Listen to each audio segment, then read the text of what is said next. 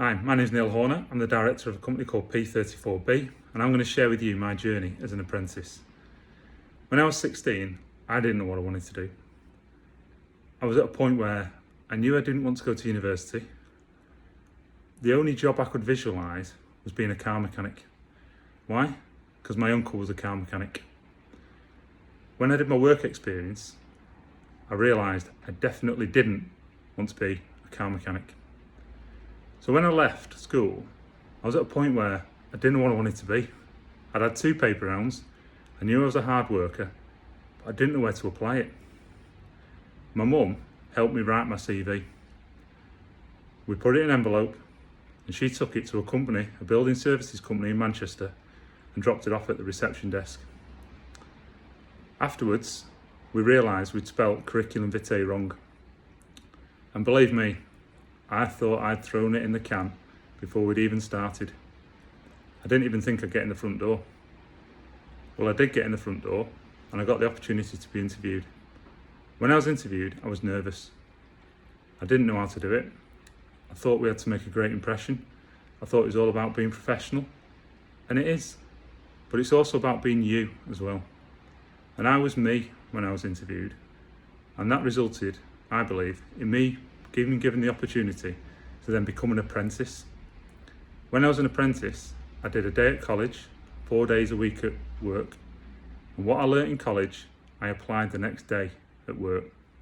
I asked questions about it, I challenged it, I put it into context, I learnt things in work that I needed to ask about at college, and I learnt things in college that I wanted to understand more about in work.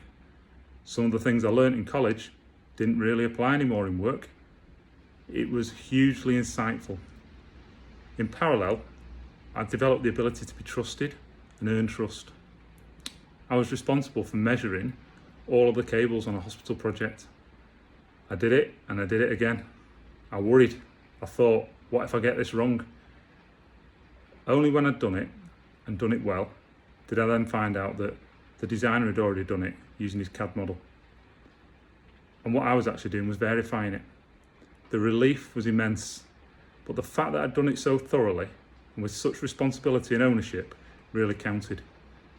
You see, every day I've worked, I've focused on what I can do, how I can support others, how I can earn trust.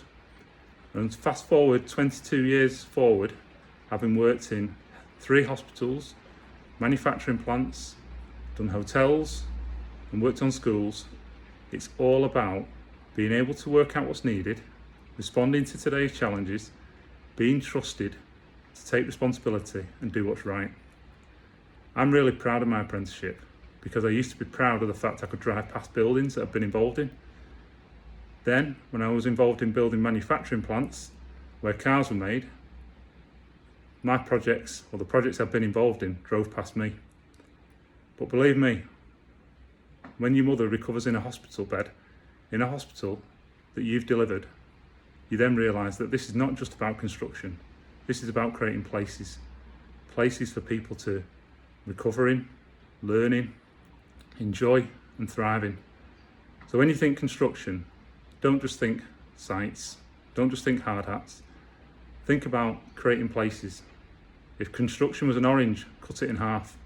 One half is delivering the projects, the other half is the professional services that enable those projects.